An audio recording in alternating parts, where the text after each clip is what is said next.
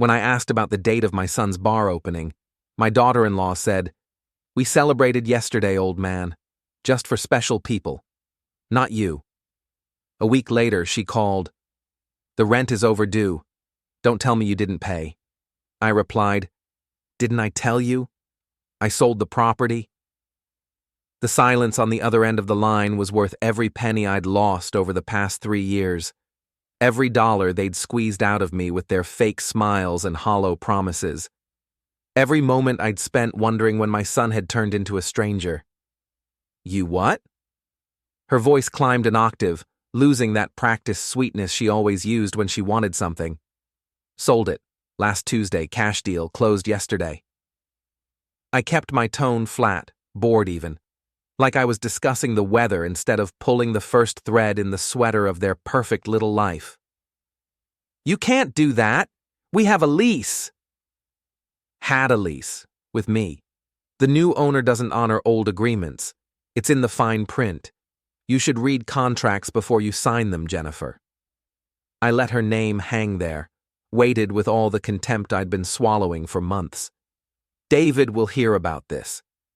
I'm sure he will. Tell him his old man says hello.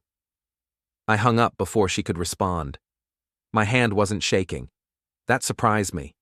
I'd expected some physical reaction to finally pushing back, but instead I felt calm. Cold. Like I'd been holding my breath underwater for years and had just broken the surface. The apartment felt different now.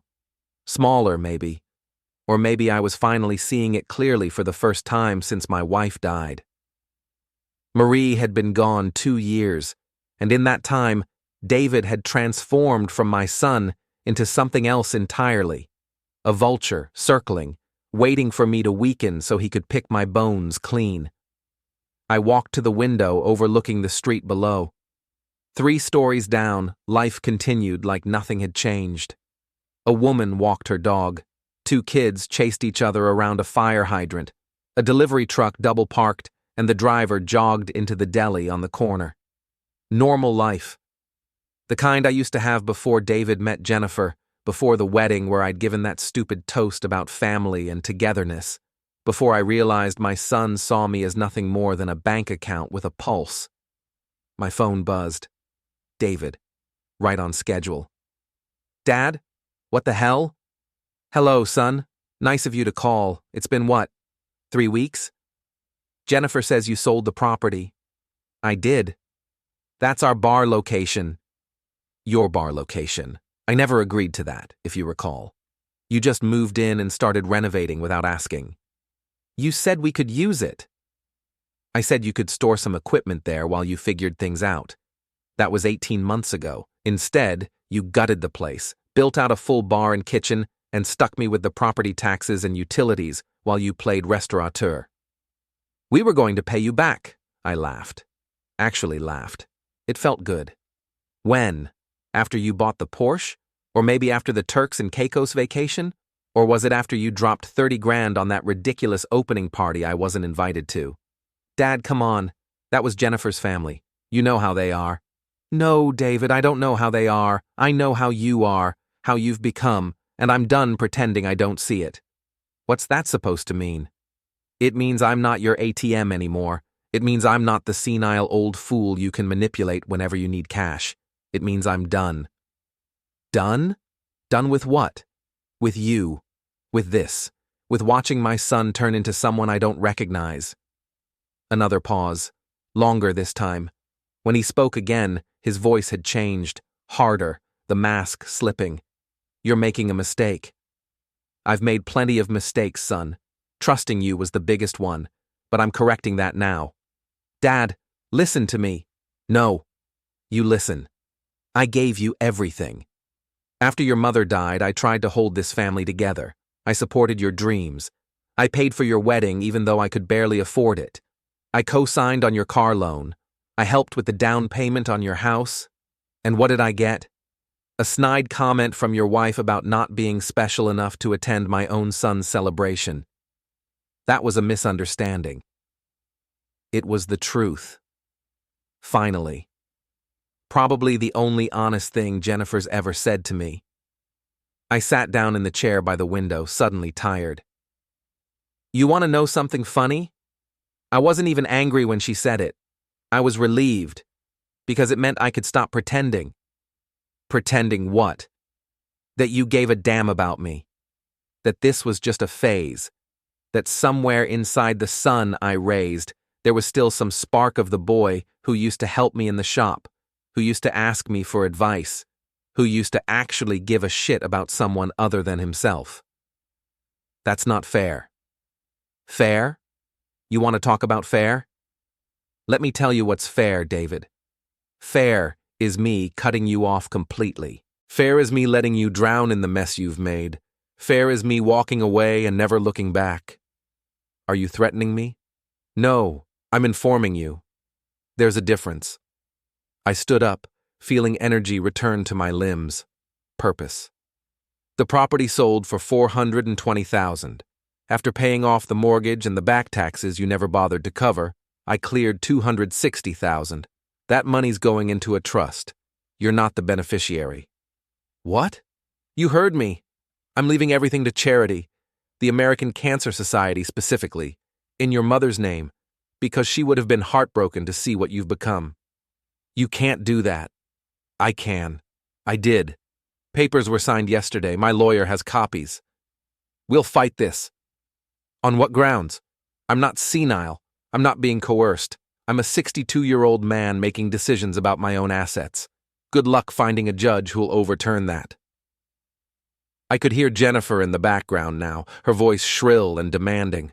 David mumbled something to her, hand probably over the phone. Dad, please. Let's talk about this. Come over for dinner. We'll work it out. Like we worked out the rent you promised to pay? Like we worked out you taking over my workshop for storage? Like we worked out all the other lies you fed me? Those weren't lies. Then what were they? Silence. Beautiful, damning silence. That's what I thought. I looked at my reflection in the window glass. I looked older than I felt, grayer, more worn, but my eyes were clear. Goodbye, David. Dad, wait. I ended the call. Then I turned off my phone. The apartment filled with silence so complete I could hear my own heartbeat. Steady, strong, alive. For the first time in 3 years, I felt like myself again. The next morning, I woke up to someone pounding on my door. I checked the clock. 7:15. On a Saturday. Of course. I pulled on a robe and shuffled to the door, already knowing who I'd find on the other side. David stood in the hallway, looking like he hadn't slept, his hair stuck up at odd angles. His eyes were bloodshot. He wore the same clothes from yesterday, rumpled and coffee-stained. We need to talk. No, we don't. Dad, please, just let me in. I sighed and stepped back. He pushed past me into the apartment, pacing immediately like a caged animal. Jennifer's freaking out. She's calling lawyers. She thinks you've lost your mind. Of course she does. Have you? He spun to face me. Because from where I'm standing, this seems insane. You sold our building. My building. And yes, I did. Where are we supposed to go?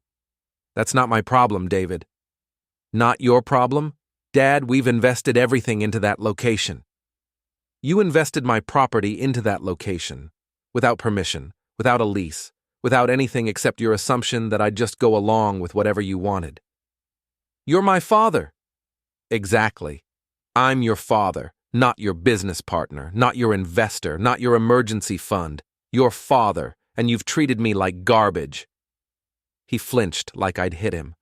Good. That's not true. Isn't it? When's the last time you called me just to talk? Not to ask for money or help or a favor, just to talk, to see how I was doing. He opened his mouth, closed it, opened it again. Nothing came out. That's what I thought. I moved to the kitchen and started making coffee. My hands stayed steady. You want some? No, I want you to fix this. There's nothing to fix. I sold the property. Deal's done. Money's distributed. It's over. Just like that? Just like that. What about family? What about loyalty? I turned to face him, and something in my expression made him take a step back.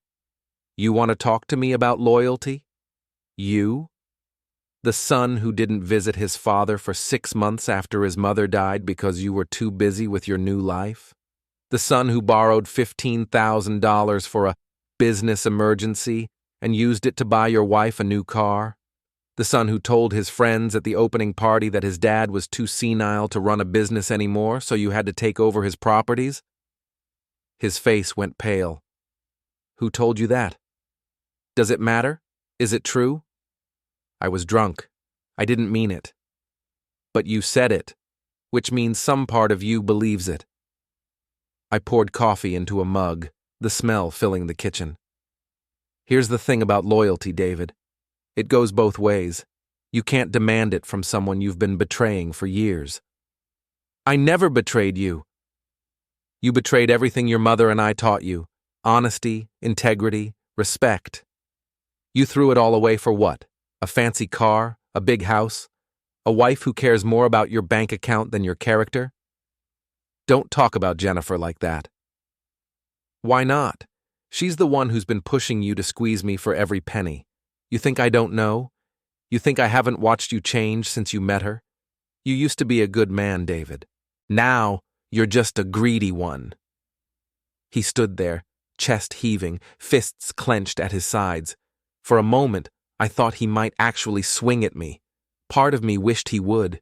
It would make this cleaner somehow. But he just stood there, trembling with rage and something else. Shame, maybe, or fear. What do you want from me? His voice cracked. Nothing. That's the point. I don't want anything from you anymore. So that's it? You're just giving up on me? No, David, you gave up on me. I'm just finally accepting it. He stared at me for a long moment, and I saw something break behind his eyes. Then he turned and walked out, slamming the door behind him hard enough to rattle the pictures on the wall. I sipped my coffee. It was too hot and burned my tongue, but I barely noticed. This was just the beginning. As the story unfolds, hit the hype button, like, subscribe, and write in the comments. Would you forgive them or walk away? The coffee shop on Harrison Street had been my refuge for the past month. Tucked between a dry cleaner and a used bookstore, it was the kind of place that served actual coffee instead of desserts disguised as beverages. No Jennifer would ever set foot in here. Too working class. Too real. I sat in my usual corner booth, laptop open, reviewing the documents my lawyer had sent over. Martin Reeves had been handling my affairs for 20 years, and he'd never steered me wrong. When I'd called him about protecting my assets, he hadn't asked questions. He'd just got to work. Another refill, Jack? The waitress, Rita, appeared with the pot. Thanks. She topped off my mug and glanced at my screen. Legal stuff? Something like that. That son of yours still giving you trouble? Small towns. Everyone knew everyone's business. I'd stopped caring about privacy around the same time I'd stopped caring about David's approval. He'll get over it. Or he won't. Either way, you got a right to your own life. She patted my shoulder and moved to the next table. My phone buzzed. Unknown number. I debated answering, then decided what the hell. Yes? Mr. Brennan? This is Amanda Chen from Morrison & Associates. I represent David and Jennifer Brennan in a legal matter concerning... Stop right there. I set down my coffee. I'm represented by counsel. All communication needs to go through Martin Reeves. I'll text you his number. Don't call me again. Mr. Brennan, if we could just discuss... I hung up and immediately called Martin. Jack, I was about to call you. They hired a lawyer. I know. She contacted me an hour ago. Wants to dispute the property sale on grounds that you had a verbal agreement with David regarding use of the building. We both know that won't hold up. It won't. But it'll be expensive and annoying. They're also threatening to file a lawsuit claiming you defrauded them by selling the property without notice. Can they do that? They can file whatever they want. Winning is another story. You owned the property free and clear. You had every right to sell it.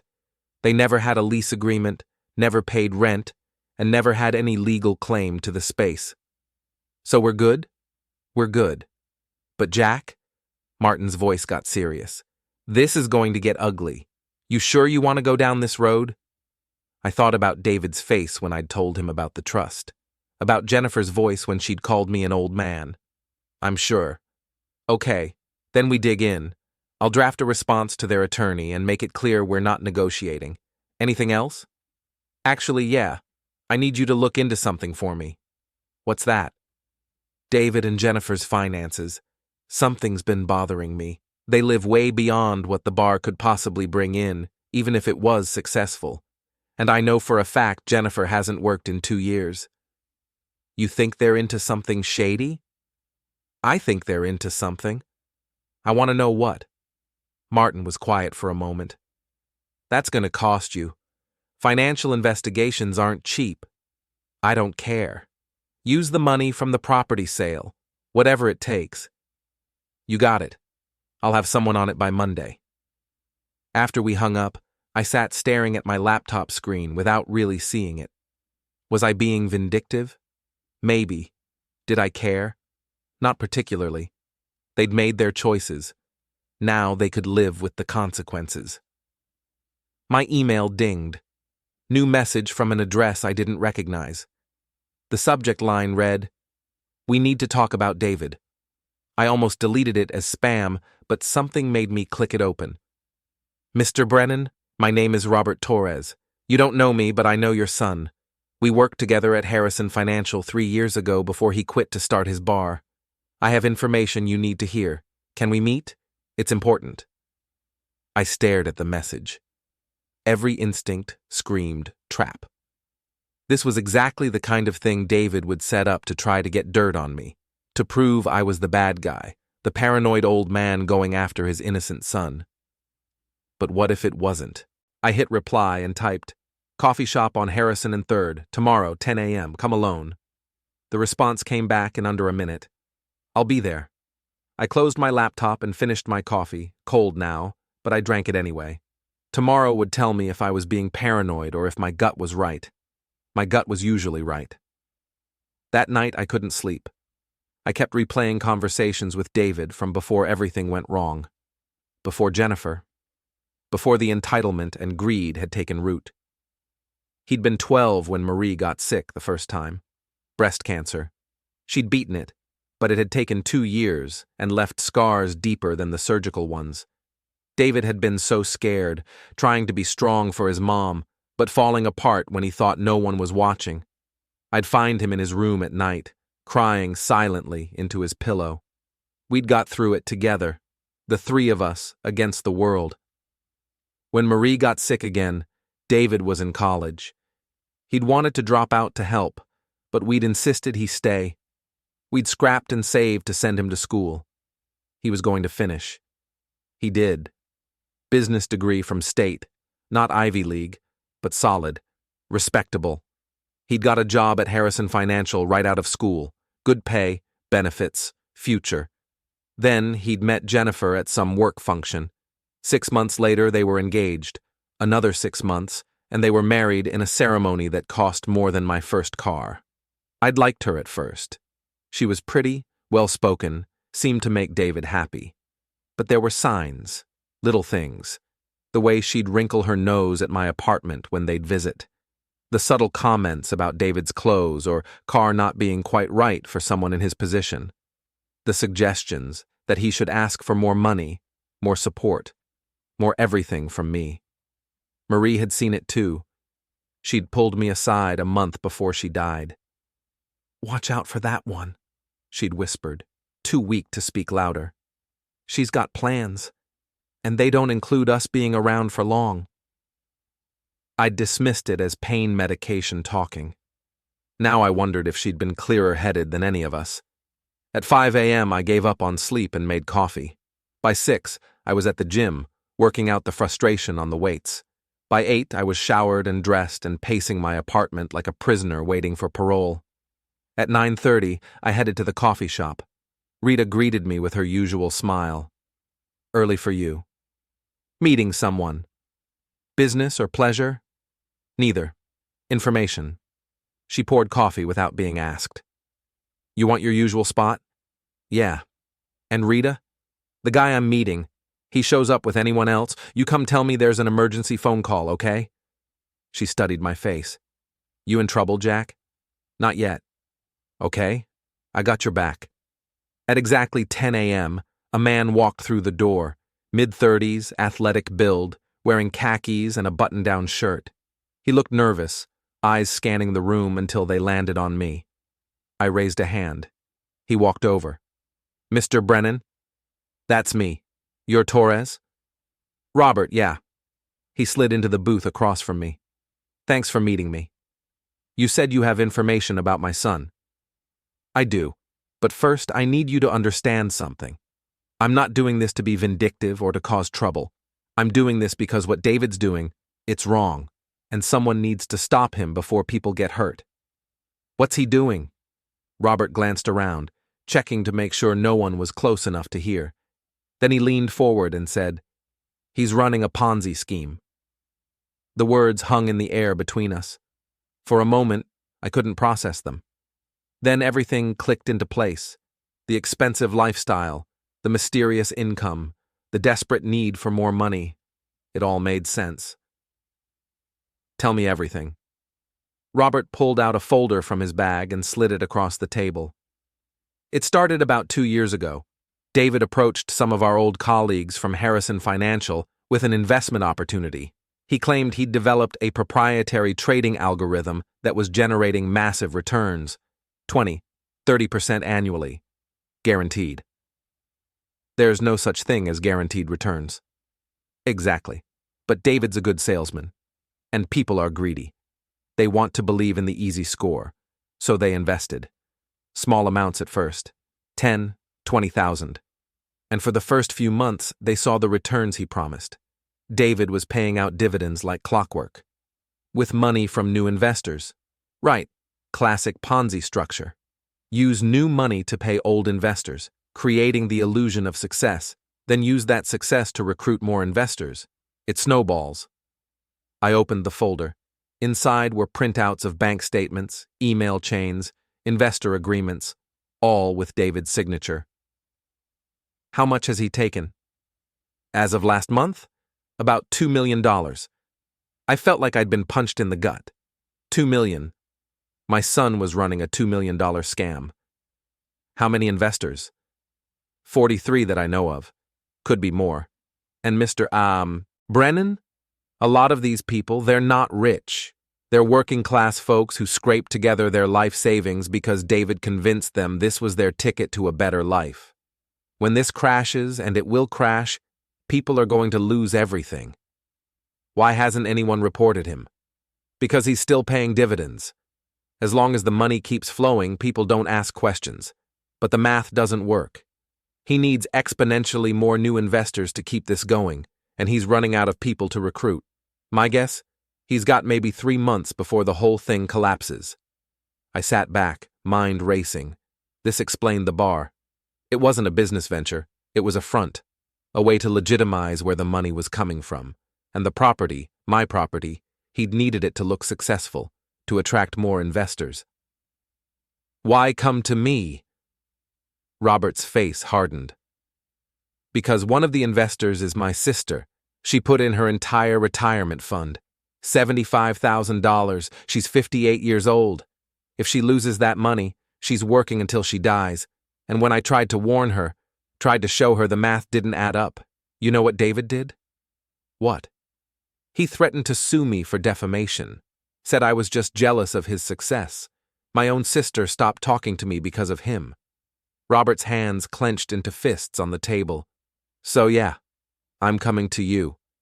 Because someone has to stop him, and you're the only person I can think of who has both the resources and the motivation to do it. I looked at the documents spread across the table. Evidence of my son's crimes. Proof that he wasn't just greedy or selfish. He was a criminal, a con artist, the kind of person who destroyed lives without a second thought. What do you want me to do with this? Whatever you think is right. Take it to the SEC. Take it to the FBI. Hell, take it to a reporter if you want. I just want him stopped before more people get hurt.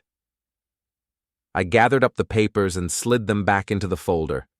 I need time to verify this. I understand, but Mr. Brennan, don't take too long.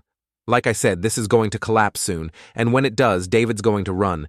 He's already been talking about moving to Costa Rica with Jennifer. No extradition treaty. He told you this? He told everyone. Plays it off like it's a joke, like he's just dreaming about retiring early. But I've seen the real estate searches on his computer. He's serious. I stood up, folder under my arm. Thank you for this. Don't thank me, just stop him. Robert left first. I sat there for another 10 minutes, drinking cold coffee and staring at nothing. My son. My boy. The kid I'd raised to be honest and decent and good. He was a criminal. And now I had to decide what to do about it. Rita came over with the pot. You okay, Jack? No, but I will be. That bad? Worse. She topped off my mug even though I hadn't asked. Whatever it is, you'll figure it out. You're a tough old bird. I managed to smile. Thanks, Rita. Anytime. I pulled out my phone and called Martin. Jack, what's up? I need to see you, today, and I need you to clear your schedule for the rest of the week. Why? What happened? I'll explain when I get there. But Martin, this is bigger than the property sale. Much bigger. There was a pause. Then, I'll be here. The harassment started small. Hang-up calls at 3 a.m. Pizzas delivered to my apartment that I hadn't ordered. My name and address posted on shady websites with fake ads. Annoying, but manageable. Then it escalated. Someone slashed my tires, both back ones, deep cuts that couldn't be repaired. I had them replaced. 2 days later, all 4 were slashed. I replaced them again and started parking in a different location each night. My mailbox was broken into, bills and personal correspondence stolen. I filed a police report. They took notes and told me to get a security camera. I did. The next night, the camera was spray-painted black. Then the phone calls started.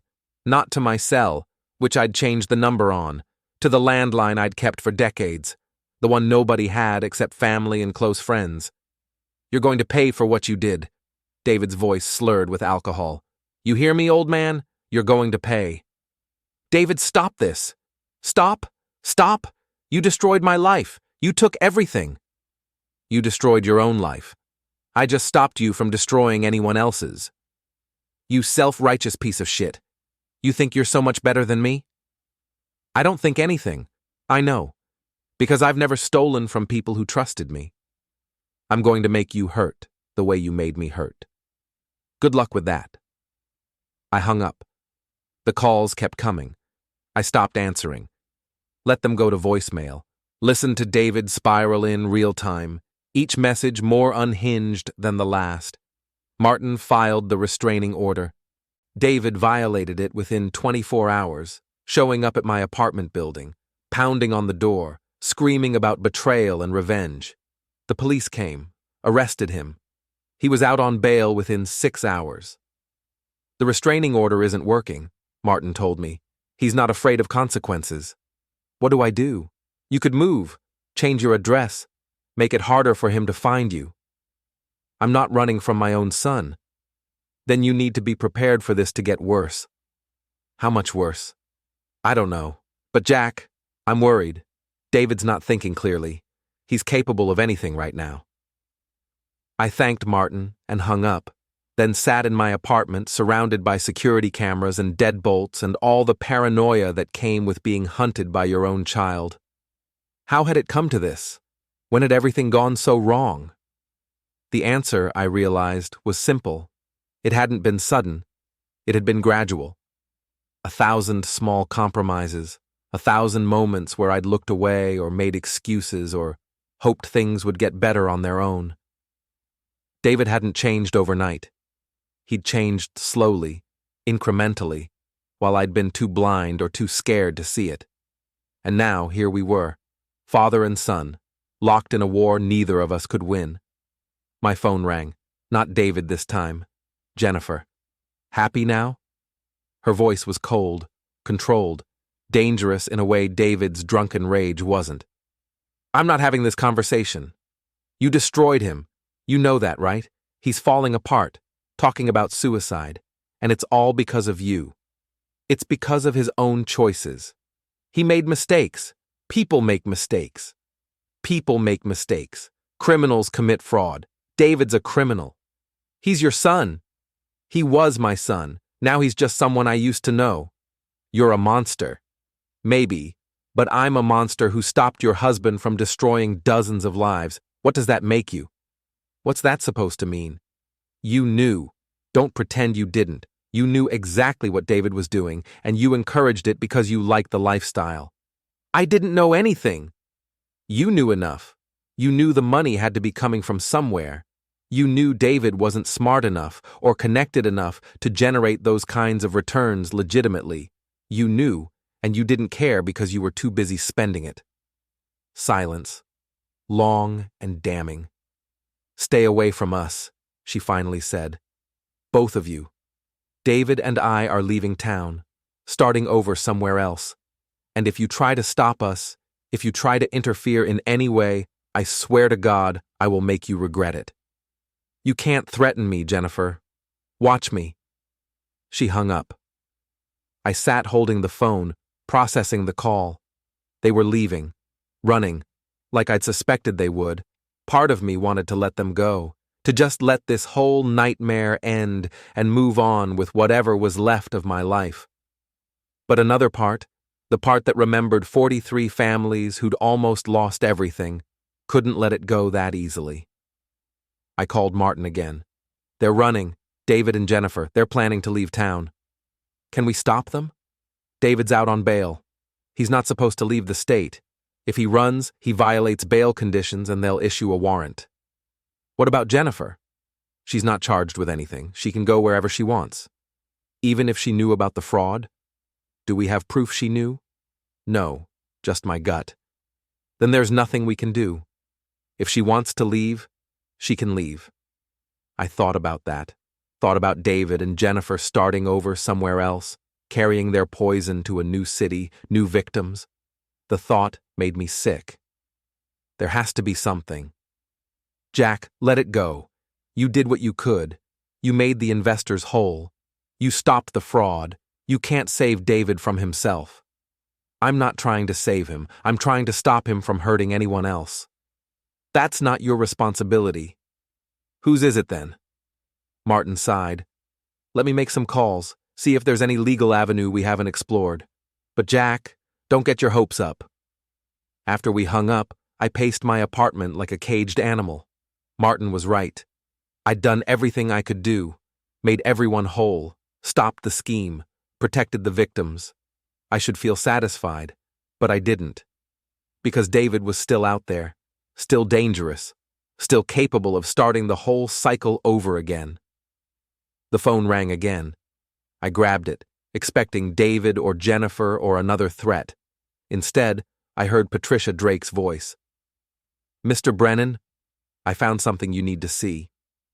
What is it? Not over the phone. Can you come to Martin's office? I'll be there in 20 minutes. I grabbed my keys and headed out, hope and dread warring in my chest. Whatever Patricia had found, it was big enough that she wouldn't discuss it over the phone. That meant it was either very good or very bad. Given my recent luck, I was betting on bad. Patricia spread the documents across Martin's conference table like a dealer showing a winning hand. Bank statements, wire transfer records, emails, all dated within the last 2 months. I kept digging, she said, trying to find that missing 400,000, and I did. Sort of. Sort of? It's gone. David converted it to cash 6 weeks ago. But here's what's interesting. 3 weeks ago, Jennifer opened a new account in the Cayman Islands, an account that David doesn't have access to, an account that was seeded with a wire transfer of $350,000. I stared at the records. She was planning to cut him out. Looks like it. There's more. Jennifer's been in contact with a real estate attorney in Nassau. She's looking at properties, expensive properties. The kind you buy when you're planning to disappear permanently. Does David know? I don't think so. All the communications came from a private email account David doesn't have access to. She's been very careful. So, while David's been falling apart, drowning in alcohol and making threats, Jennifer's been quietly planning her exit, leaving him holding the bag. That's how it looks. Martin leaned back in his chair. This changes things. How?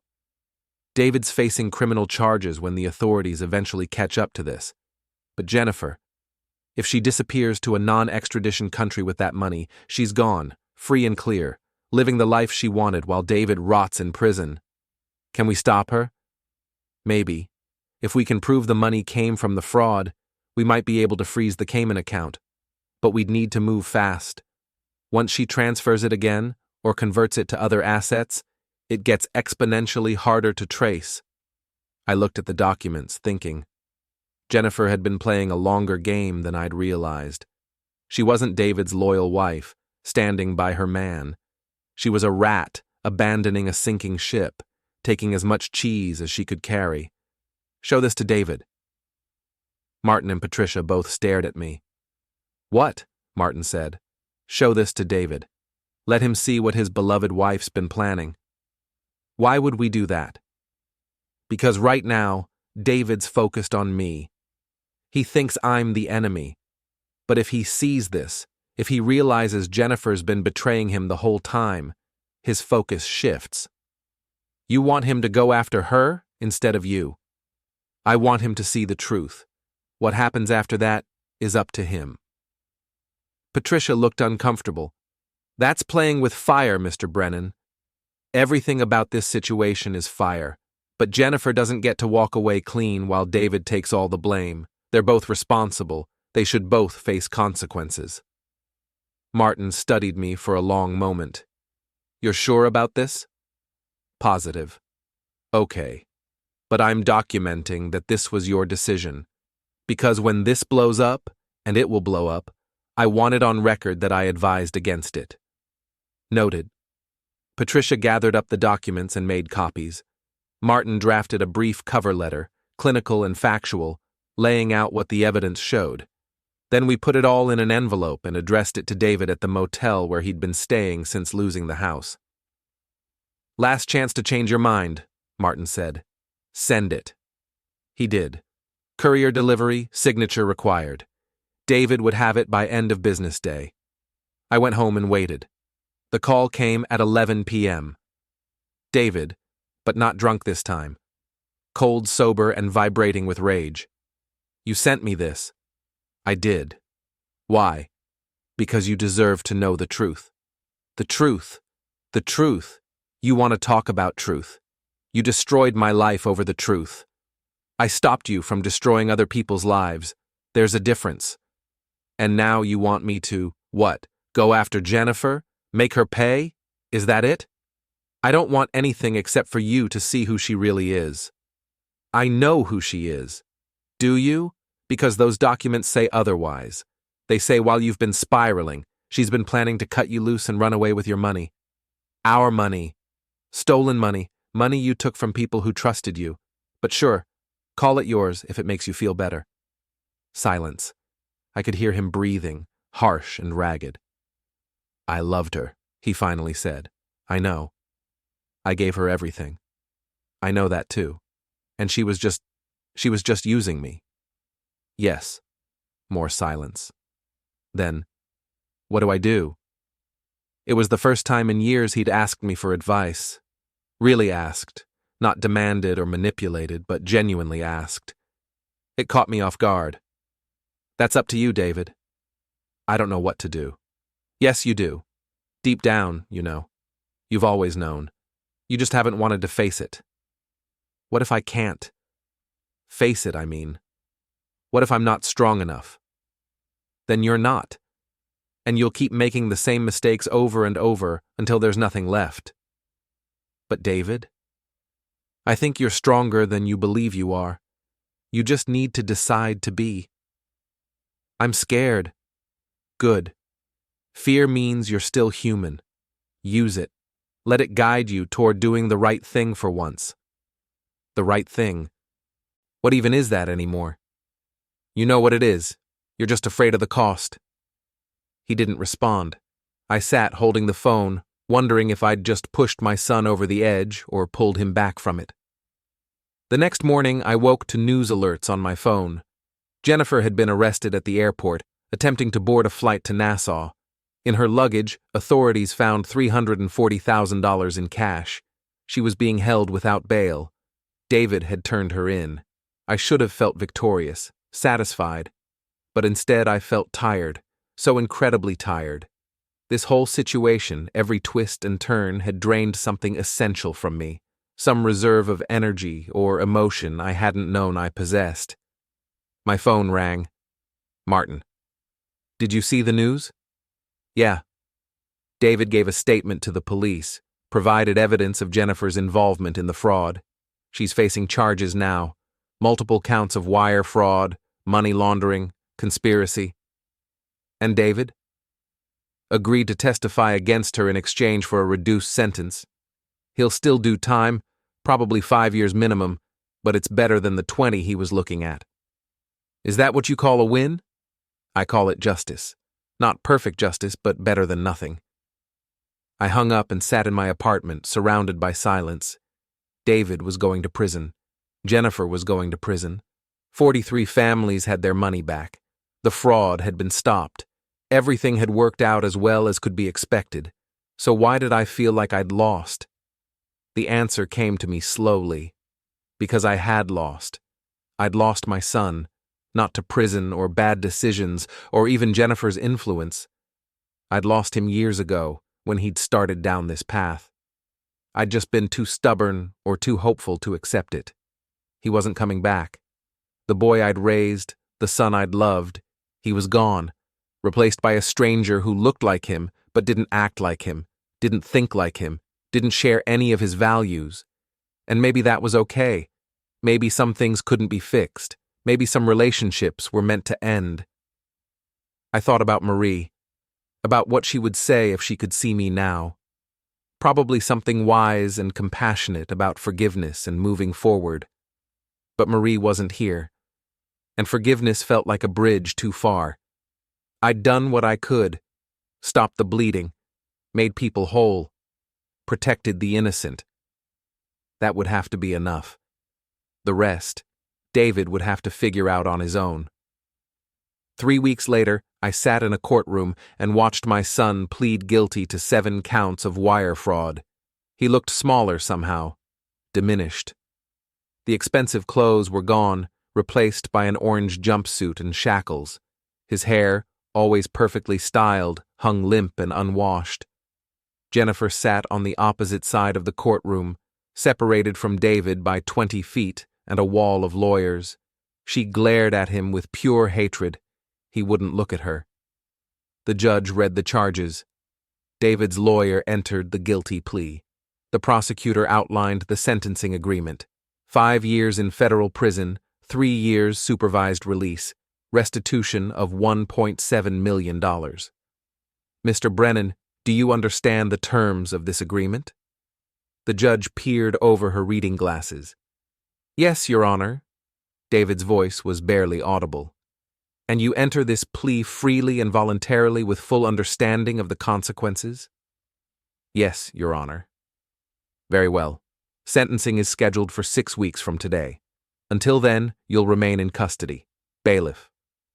The bailiff led David away. He glanced at me once, just once, as he passed. I couldn't read his expression. Regret? Anger? Resignation? Maybe all three. Then he was gone. Jennifer's case was called next. Her lawyer argued for bail. The prosecutor objected, citing flight risk. The judge agreed with the prosecutor. Jennifer would stay in custody until trial. This is bullshit, Jennifer shouted. I'm innocent. David's lying. Tell them, David. Tell them the truth. But David was already gone, back to his cell, beyond the reach of her voice. Ms. Brennan, control yourself, or I'll hold you in contempt. The judge's voice was ice. Jennifer kept screaming. The bailiff grabbed her arm. She tried to pull away, still screaming about being innocent, about being set up, about how this wasn't fair. They dragged her out, still protesting. The courtroom fell silent.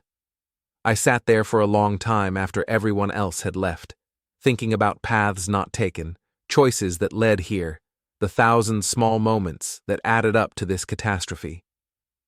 "Mr. Brennan?" The court reporter approached. "They're closing the courtroom." "Sorry, I'll go." I walked out into sunlight so bright it hurt my eyes. The world continued like nothing had happened. Cars drove past, people walked dogs. Life went on, indifferent to tragedy. My phone rang. Robert Torres. "I saw the news. Your son pleaded guilty." "Yeah. How are you holding up?" "I'm okay. It is what it is." "My sister wanted me to thank you again. She's been able to retire now, actually retire instead of working until she drops. Because of what you did." "I'm glad. We all are, all 43 families. We're planning a gathering next month, a dinner maybe, to say thank you properly. Would you come?" "I don't know. Maybe." "Think about it. We'd really like to honor you." "There's nothing to honor. I just cleaned up my son's mess." "You did more than that. You gave people their lives back. That matters." After he hung up, I walked. No destination in mind, just walking, letting my feet carry me through familiar streets while my mind processed everything. I ended up at the cemetery where Marie was buried. I hadn't been here in months. Too painful. Too much of a reminder of everything I'd lost. Her headstone was simple. Marie Elizabeth Brennan, beloved wife and mother. 1957-2023. I sat in the grass beside her grave and talked. "I made a mess of it, Marie. Everything you worried about, everything you warned me about, it all came true. David's going to prison, Jennifer's facing trial, and I'm sitting here wondering where the hell I went wrong." The wind rustled the leaves. Birds sang. The world refused to acknowledge my pain. He was such a good kid. Remember? When he was little, he used to follow me around the workshop asking a million questions about how things worked. He wanted to be just like me. And now he's nothing like me. Nothing like us. I pulled grass between my fingers, the repetitive motion soothing. I took everything from him, his money, his business, his freedom, and I'd do it again. Because what he did, what they did, it was wrong. But I can't help wondering if there was another way, some path where he learned his lesson without losing everything. More wind, more birds, nature's indifference to human suffering. You'd know what to say. You always did. You'd find some way to make sense of this, to help me see the bigger picture. But you're not here, and I'm just stumbling through, making it up as I go. I sat there until my legs cramped and the sun started setting, painting the sky in shades of orange and purple that Marie had loved. "I miss you," I finally said. "Every day, every moment. And I'm sorry I couldn't save our son. I tried. I swear I tried. But some people, they just don't want to be saved." I stood up, joints protesting, and touched the headstone, cold granite under warm fingertips. "I'll come back soon. And Marie, thank you. For everything. For loving me. For giving me David, even if he turned out broken. For being the best part of my life." I walked away without looking back. Looking back hurt too much. At home, I found an envelope taped to my door. No return address. Inside, a single sheet of paper with David's handwriting. "Dad, I'm sorry. I know it doesn't fix anything. I know sorry isn't enough. But I need you to know. I'm sorry for all of it. The lies, the theft, the person I became. You deserved better. Mom deserved better. I'm going to use these 5 years to figure out who I want to be when I get out. If I get the chance to talk to you again, I'll try to be someone you can be proud of. I love you. Even though I never showed it, I love you. David." I read it 3 times.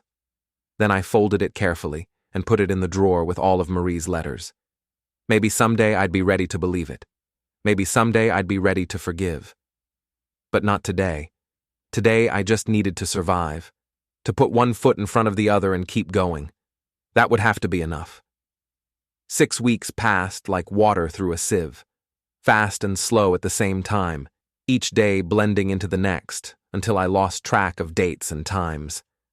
I went through the motions, made coffee, ate meals, slept poorly, repeated. Martin called occasionally with updates, David's sentencing, Jennifer's trial date, legal minutiae that felt distant and unimportant. The investors threw their dinner. I went, mostly because Robert had called 4 times asking me to attend.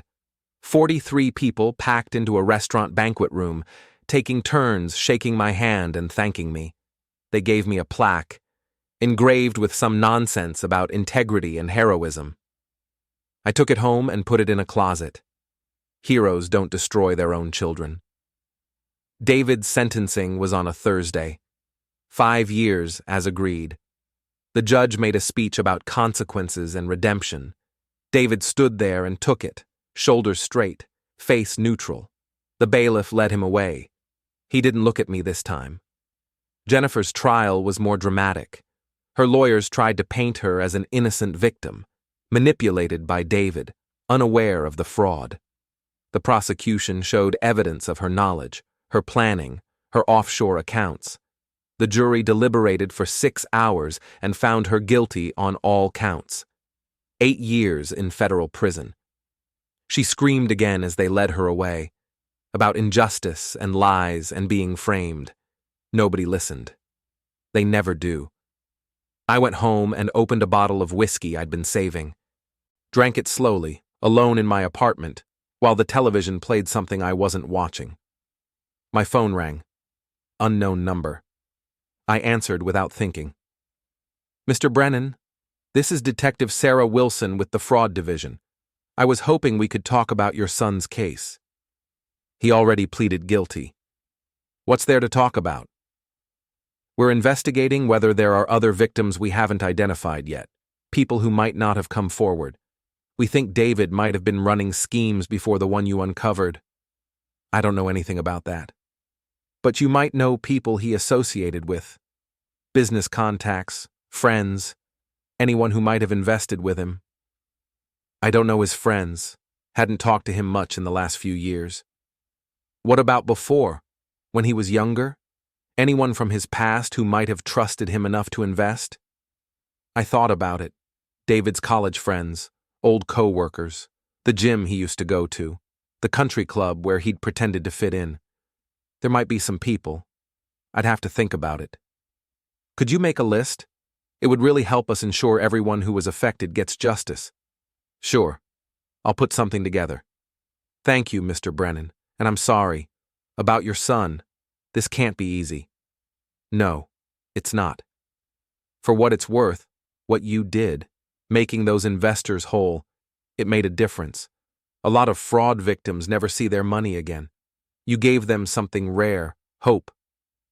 Or I just enabled my son's behavior for years until it got bad enough that I couldn't ignore it anymore. That's not how I see it. How do you see it?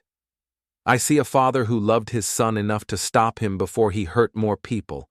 That takes courage.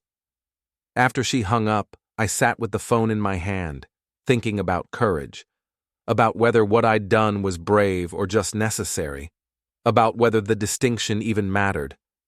I made the list she'd asked for. 23 names. People from David's past who might have been victims.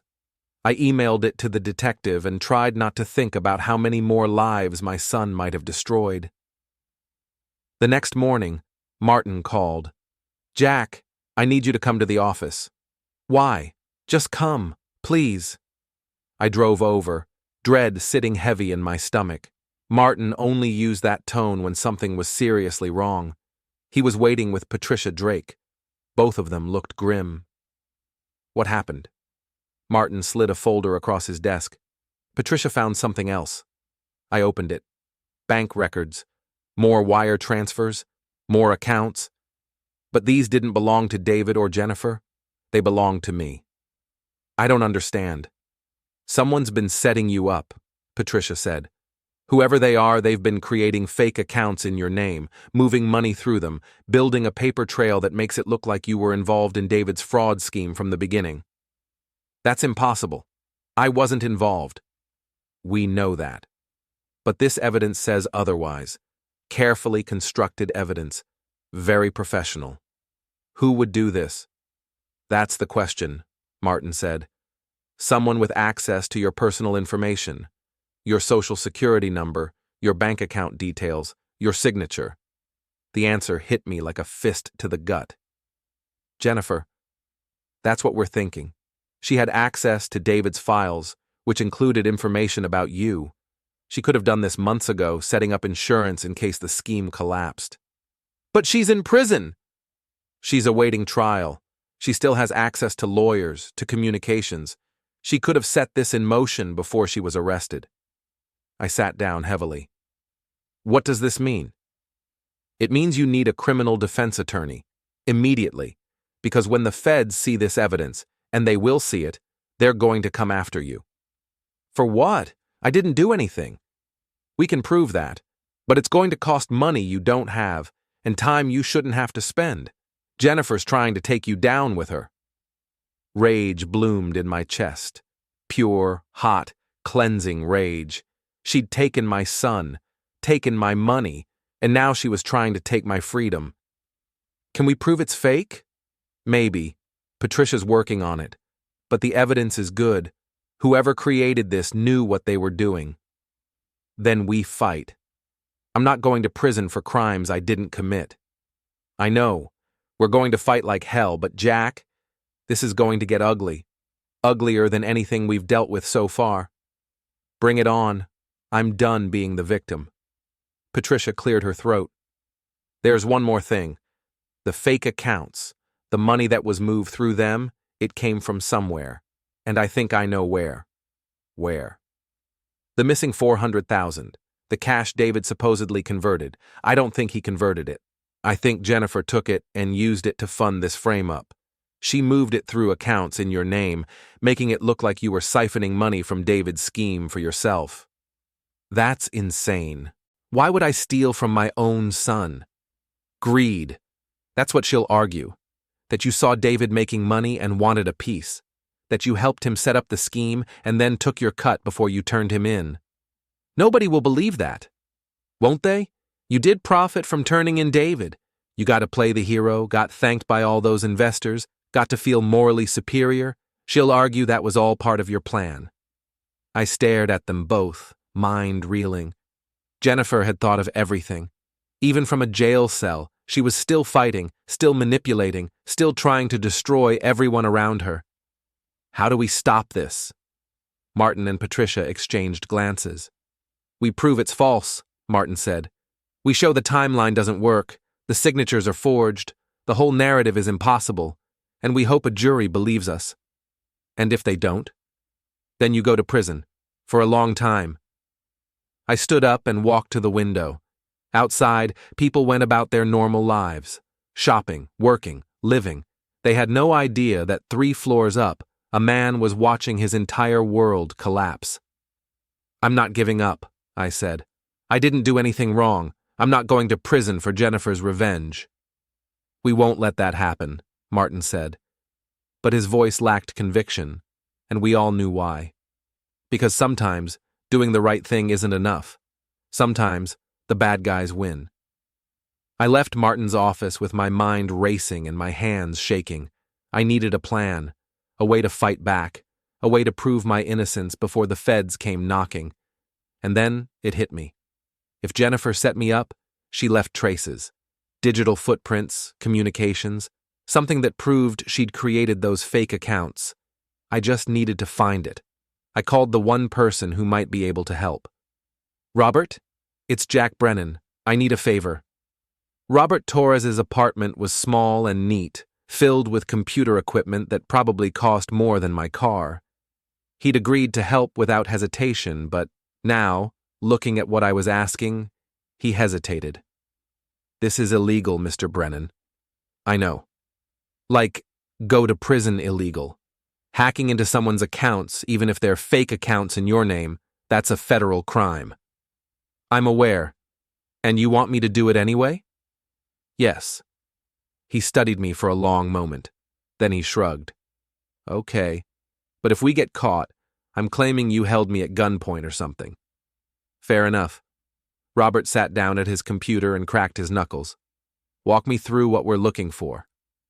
I explained the fake accounts, the timing, the evidence Patricia had found.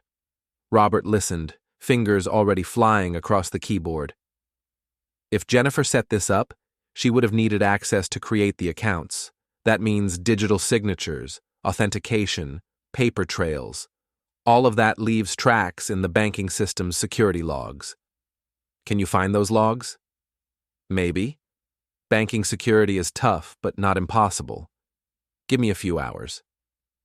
He worked while I sat on his couch, drinking coffee that tasted like battery acid, and watching lines of code scroll across multiple monitors. 3 hours later, Robert leaned back with a smile. Got it. What? The accounts were created remotely, using a VPN that originated from an IP address registered to Jennifer's mother's house.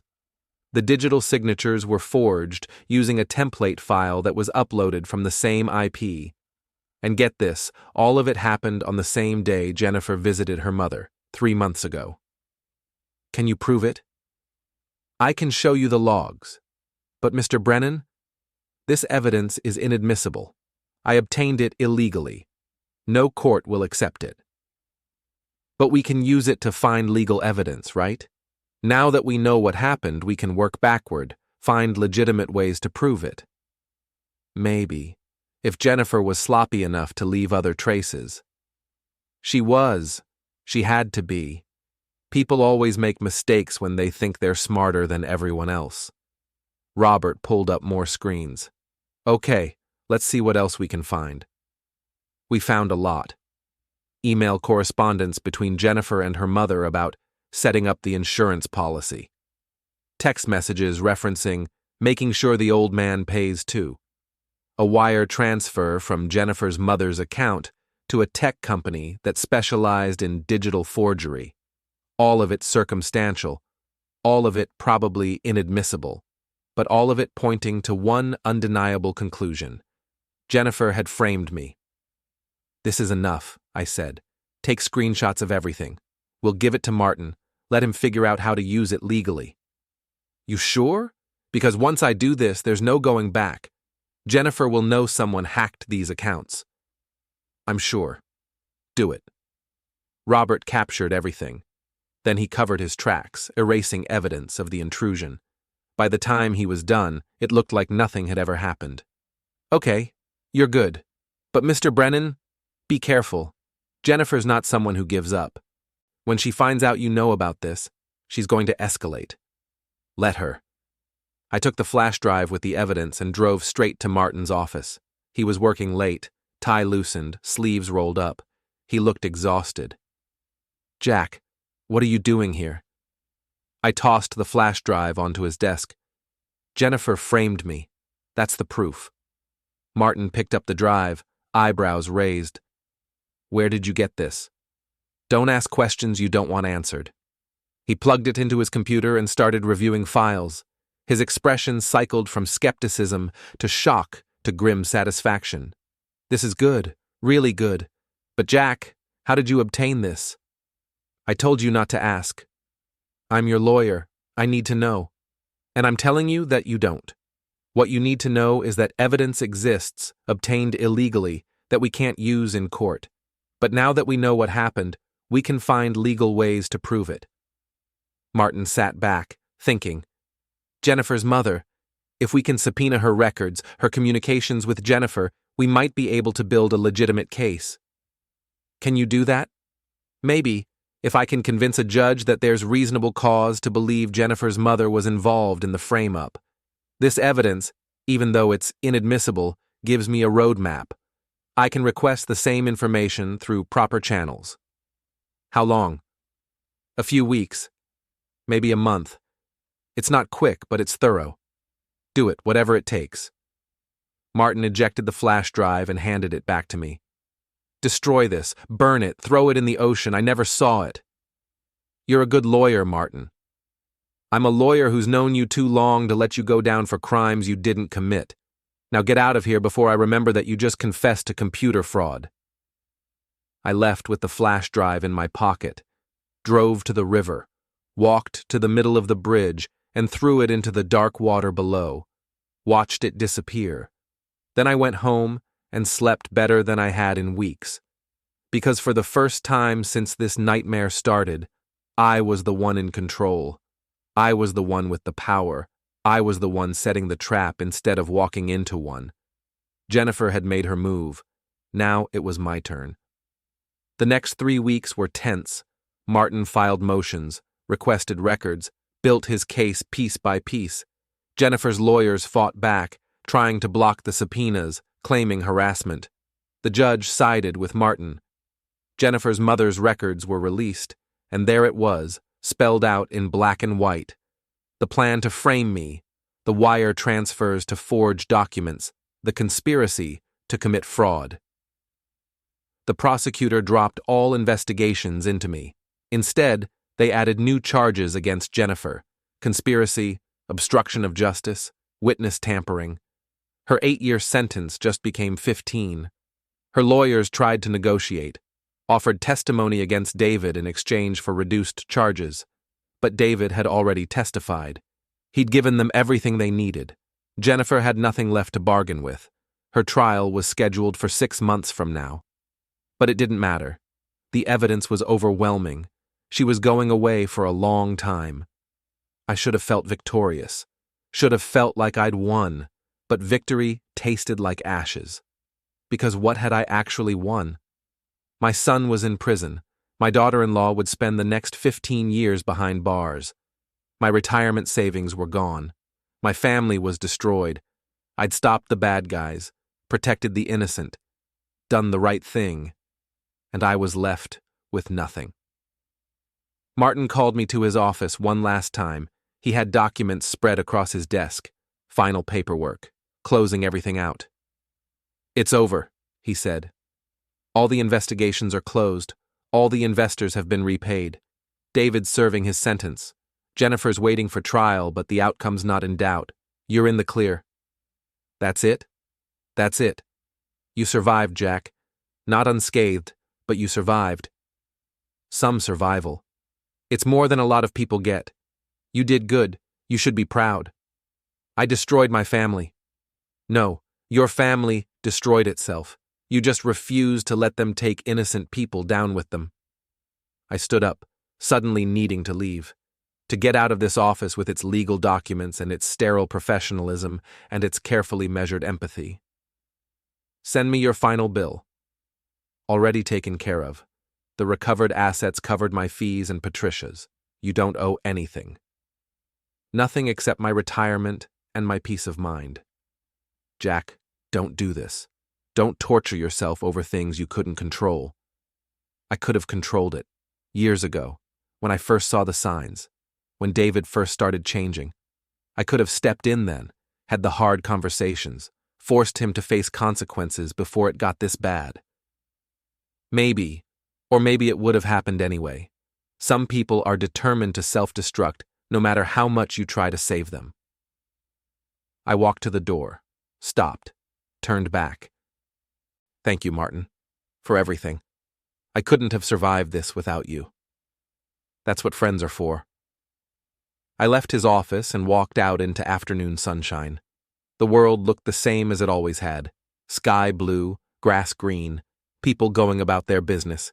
Nothing had changed. Everything had changed. I drove to the cemetery, to Marie's grave, sat down in the grass beside her headstone. "It's over," I told her. "David's in prison. Jennifer's going to prison. Everyone's been paid back. Justice has been served, I guess. Whatever that means." The wind rustled leaves overhead. A bird sang somewhere nearby. "I'm tired, Marie. So tired. I don't know how to keep going. I don't know what comes next. I don't know who I am anymore without you, without David, without any of the things that used to define me." I pulled grass between my fingers, the familiar motion grounding. "But I did the right thing. I know I did." These 43 families, they got their lives back because I stopped David. That has to count for something. That has to matter. More wind, more birds, nature's indifference to human pain. I miss you every day, every moment, and I wish you were here to tell me it's going to be okay, even if it's a lie, even if nothing's ever okay again. I just need to hear you say it. I sat there until the sun started setting, until the shadows grew long and the temperature dropped and I could no longer feel my legs. Then I stood up, touched the headstone one last time, cold granite under warm fingertips, and I walked away, not to my apartment, not to some bar where I could drink away the pain, to the small office building downtown where volunteers helped people with their taxes and benefit applications and all the bureaucratic nightmares of modern life. I walked in and approached the desk. I'd like to volunteer, to help people. Whatever you need. The woman behind the desk smiled. We always need volunteers. Can you start next week? I can start tomorrow. Even better. Let me get you some forms. I filled out paperwork, signed waivers, agreed to a background check, made plans to show up at 9 a.m. the next morning. Then I drove home, made dinner, watched television, went to bed, and for the first time in months, I slept through the night without nightmares. The next morning, I woke up early, made coffee, got dressed, drove to the volunteer center. They put me in a cubicle helping people navigate Social Security applications. Most of the clients were older, confused by computers and forms and endless bureaucracy. I walked them through it, patient, kind, taking as much time as they needed. It felt good, like I was doing something useful, something that mattered. At the end of my shift, an older woman shook my hand. She had tears in her eyes. "Thank you," she said. "I've been trying to figure this out for months. The government website is so confusing. You made it make sense." "You're welcome. God bless you." I walked to my car feeling lighter than I had in weeks. Maybe this was what came next. Not revenge, not victory, just helping people, one person at a time, making small differences that added up to something larger. Maybe that was enough. 3 months passed. I volunteered 4 days a week, helped hundreds of people navigate systems designed to confuse them, made friends with the other volunteers, found a rhythm to my days that felt sustainable. David called from prison. I accepted the call. "Dad?" "Hello, David." I wasn't sure you'd answer. I wasn't sure I would either. Silence on the line. Then, "How are you?" "I'm okay, surviving." "I'm sorry. I know I keep saying it, but I am. I'm sorry for everything." "I know. Do you forgive me?" I thought about that. About forgiveness. About whether it was earned or given. About whether it even mattered. "I don't know yet. Ask me in 5 years." "Fair enough." "How are you doing? In there, I mean." "It's prison. It's awful. But I'm using the time, reading, thinking, trying to figure out who I want to be when I get out." "That's good. That's a start." "Will you visit, sometime? I'd like to see you." "Maybe, when I'm ready." "Okay, I understand." We talked for a few more minutes. Surface stuff, nothing deep. But it was something, a crack in the door. Not reconciliation, but not total estrangement either. After we hung up, I sat with the phone in my hand. Processing. Feeling something that wasn't quite hope, but wasn't despair either. Maybe someday we'd find our way back to each other. Maybe not. Either way, I'd be okay. I had work to do. People to help. A life to rebuild. That would have to be enough. A year after everything fell apart, I got a letter from the prosecutor's office, informing me that Jennifer's trial had concluded. She'd been found guilty on all counts, sentenced to 18 years in federal prison. Justice served. I filed the letter away and went back to my life, volunteering, helping, making small differences. That's what mattered now. Not revenge, not winning, just doing good in whatever small ways I could. Marie would have approved, and maybe someday that would be enough.